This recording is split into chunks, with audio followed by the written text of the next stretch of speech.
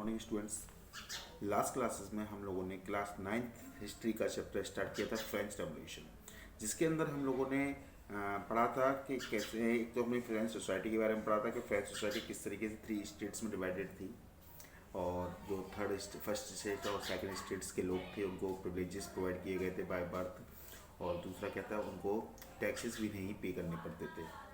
उसके बाद हम लोगों ने पढ़ा था कि जो थर्ड स्टेट्स के लोग थे वही सिर्फ क्या टैक्स को पे करते थे, ठीक है। उसके बाद हमने राजा के बारे में पढ़ा था कि लुइस 16 जो थे वो वहाँ के राजा थे, उनकी जो शादी हुई थी वो ऑस्ट्रियन प्रिंसेस के साथ हुई थी। और हमने एक चीज़ और पढ़ी थी वहाँ पर कि जिस समय वो राजा बने उस समय उनकी जो ट्रेजरी थी, जो उन्हें संपत्ति मिली, उन्हें जो राजकोष मिला था, वो राजकोष कैसा था, खाली था। तो मैंने उसके पीछे बात की थी, आपको मैंने बताया था कि what are the reason behind the empty treasury. इसके बारे में मैं अलग से टॉपिक, ये अलग से एक वीडियो बनाऊंगा, मैंने आपको बताया था। तो आज हमारी जो वीडियो है वो उसी को लेकर है, what are the reason behind the for the empty treasury. Clear है। इससे सीधा क्वेश्चन बनता है, कई बार सीधा क्वेश्चन ये पूछता है कि right the various reason for the empty treasury.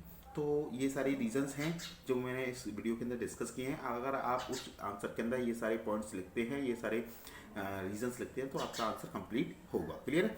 तो उन रीजंस की तरफ हम लोग देखते हैं। Reason for the empty treasury, ये हमारा टॉपिक है। पहली जो रीजन है वो है long year of wars drained the resources. Long year of wars, ये समझिएगा, लॉन्ग ईयर्स ऑफ वार्स, इसका थोड़ी सी स्टोरी समझिएगा आप। एक कि जैसे कि मान लेते हैं ये क्या है, ये है ब्रिटेन, ये क्या है, ब्रिटेन। क्लियर है। और यहाँ पर था आपका क्या, फ्रांस। क्लियर है। और यहाँ था यूएसए। ठीक है। अब क्या होता था कि फ्रांस में और ब्रिटेन में हमेशा क्या होती रहती थी, लड़ाइयाँ चलती रहती थी। फ्रांस में और ब्रिटेन में, ब्रिटेन और फ्रांस में क्या होती रहती थी, लड़ाइयाँ चलती रहती थी। अब देखिएगा, जब लड़ाइयाँ चल रही हैं तो ऐसा तो नहीं है कि लड़ाइयाँ ये पत्थरों को फेंक फेंक के लड़ाइयाँ लड़ेंगे, है ना। लड़ाइयाँ लड़ रहे हैं ये, तो कैसे लड़ेंगे ये लोग, किसका यूज़ करेंगे, वेपन्स वगैरह का यूज़ करेंगे, आर्म्स वगैरह का यूज़ करेंगे। तो इनका बहुत अधिक मात्रा में पैसा खर्च होता था क्या करने में, आर्म्स वगैरह खरीदने में, वेपन्स वगैरह खरीदने में। क्लियर है। तो लॉन्ग ईयर्स ऑफ वार, जो बहुत लंबे समय तक इन्होंने वार लड़ा, तो उससे क्या हुआ, इनके जो रिसोर्सेज थे वो ड्रेनेड हो, खत्म होने लग गए। वो क्या होने लग गए, खत्म होने लग गए। पहला क्वेश्चन, पहला रीजन आपको समझ में आ गया कि जो ब्रिटेन के बीच में और जो फ्रांस के बीच में जो लॉन्ग ईयर्स से क्या चल रहा था, वार चल रहा था, उस वार की वजह से इनके रिसोर्सेज क्या हो रहे थे, ड्रेन हो रहे थे, खत्म हो रहे थे। क्लियर है। दूसरा जो रीजन था वो था maintaining of the extravagant court of immense palace of Versailles. देखिए समझिएगा, इसका मतलब क्या है कि वर्सलिस एक जगह थी, वर्सलिस में प्लेस था राजा का, यानी कि राजा का क्या था, राजा का प्लेस था, राजा का महल था। कहाँ पे, वर्सलिस में। वो महल जो था वो कैसा था, बहुत एक्स्ट्रावेगेंट कोर्ट था, यानी कि बहुत बड़ा पैलेस था, वो बहुत बड़ा महल था उनका।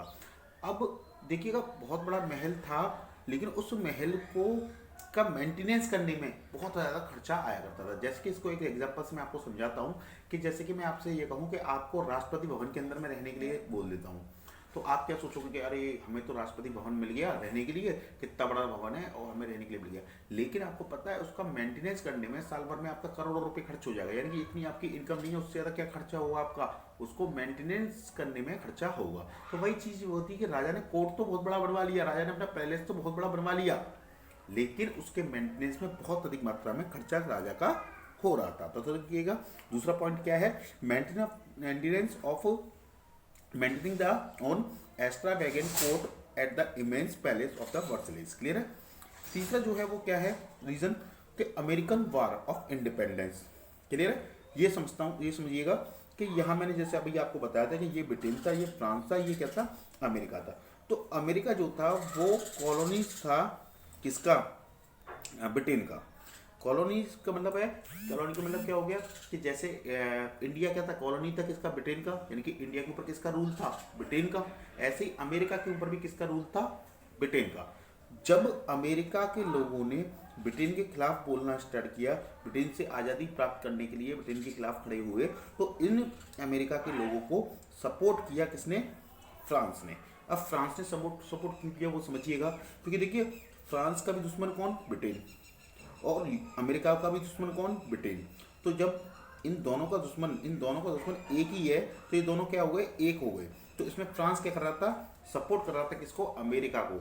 अमेरिका को फंड्स वगैरह प्रोवाइड कर रहा था, अमेरिका को पैसा प्रोवाइड कर रहा था, क्या करने के लिए, ब्रिटेन के खिलाफ लड़ने के लिए। अब जब ये फ्रांस बहुत अधिक मात्रा में पैसा प्रोवाइड कर रहा था अमेरिका को, तो उसकी वजह से भी क्या हो रहा था, उसके पास पैसे की कमी होती जा रही थी। तो देखिएगा, American war of independence, common enemy, यानी कॉमन एनिमी था ब्रिटेन, क्लियर है, ब्रिटेन, क्लियर, 2 बिलियन लिवर्स डेब्ट। अब जब इन्होंने बहुत अधिक मात्रा में फंड्स वगैरह प्रोवाइड किया किसको, अमेरिका को, तो उसकी वजह से फ्रांस के ऊपर क्या हो गया, 2 बिलियन लिविस का क्या हो गया, डेब्ट हो गया, कर्ज हो गया। लिविस क्या है, वहां की करेंसी थी, तो 2 बिलियन लिविस की क्या हो गई, उसके ऊपर कर्ज हो गया, यानी कि वो कर्ज ले लेकर क्या कर रहा था, सपोर्ट कर रहा था किसको, अमेरिका को, किसके लिए, वार में, क्लियर है।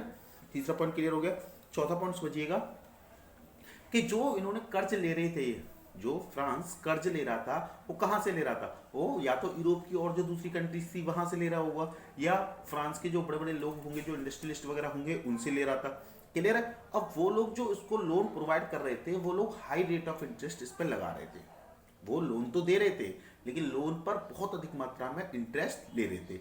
मान लेते हैं कि लोन पर वो 10% या 15% की क्या ले रहे थे, इंटरेस्ट ले रहे थे। तो जिसकी वजह से जो टोटल पैसा इकट्ठा होता था फ्रांस के पास टैक्सेस से, उसका बहुत बड़ा हिस्सा कहाँ चला जाता था, इंटरेस्ट पे करने में चला जाता था। जैसे कि आप समझ के देखिए, आपने कहीं से लोन लिया, ठीक है, अब आपने लोन तो ले लिया, लेकिन लोन पे आपको बहुत अधिक मात्रा में इंटरेस्ट आपको पे करना पड़ रहा है। तो जो आपकी इनकम है, उस इनकम का बहुत बड़ा हिस्सा आप किस में पे कर देंगे, एज अ इंटरेस्ट के रूप में पे कर देंगे। तो वही चीज थी, चौथा पॉइंट यही है, high interest on loans, large amount was spent on paying the taxes, यानी कि जो टैक्सेस से जो पैसा आया करता था, उसका बहुत बड़ा हिस्सा किसके रूप में चला जाया करता था, इंटरेस्ट पे करने में चला जाया करता था, क्लियर है।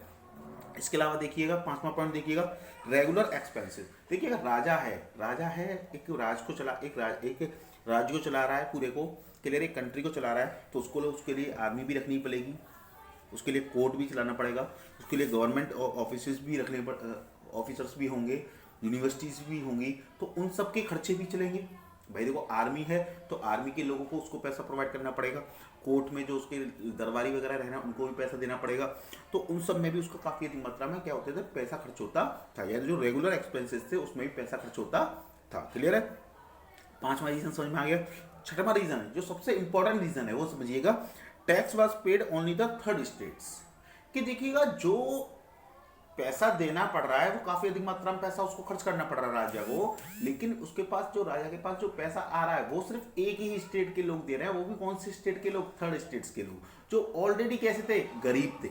भाई पैसे वाला कौन थे, नोबिलिटी थे और क्लर्जी थे, और वो दोनों किस में आते थे, फर्स्ट स्टेट्स में और सेकंड स्टेट्स में, और वो टैक्स पे करते ही नहीं थे। टैक्स कौन पे करता था, थर्ड स्टेट्स के लोग करते थे। तो जो लोग ऑलरेडी क्या है, गरीब हैं, वो कितना टैक्स पे करते होंगे, कम टैक्स पे करते होंगे। समझ में आ रही है बेटा बातें। तो जिसकी वजह से क्या होती थी, जो ट्रेजरी थी वो खाली होती जा रही थी। और जब ट्रेजरी बहुत ज्यादा खाली हो गई, ट्रेजरी खाली होने लगी, तो राजा को जब चिंता हुई, राजा ने सोचा कि अब क्या किया जाए। तो राजा ने क्या सोचा कि king was forced to increase the tax. तो राजा ने सोचा कि अब उसे क्या करना चाहिए, टैक्सेस को बढ़ाना चाहिए, टैक्सेस को बढ़ाना चाहिए। अब वो टैक्सेस बढ़ाएगा तो उसकी ट्रेजरी में क्या आएगा, दोबारा से पैसा आएगा, और वो टैक्स कौन पे करेगा, वही थर्ड स्टेट्स के लोग, क्लियर है। इसके बाद में यहाँ हमारा जो टॉपिक है, यहाँ ये जो हमारी जो क्लासेस हैं, यहाँ हम लोगों ने क्या क्या चीज़ें देख ली। हमने फ्रेंच सोसाइटी देख ली कि फ्रेंच सोसाइटी कैसी थी, हमने राजा देख लिया, राजा कौन था, राजा के साथ क्या प्रॉब्लम्स थी, किन रीजंस की वजह से उसकी ट्रेजरी खाली थी, ये सारी चीज़ें हम लोगों ने यहाँ पर देख ली। नेक्स्ट वीडियो के अंदर हम इसका नेक्स्ट टॉपिक स्टार्ट करेंगे, द स्ट्रगल ऑफ सर्वाइव या सब्सटेंस क्राइसिस, क्लियर है।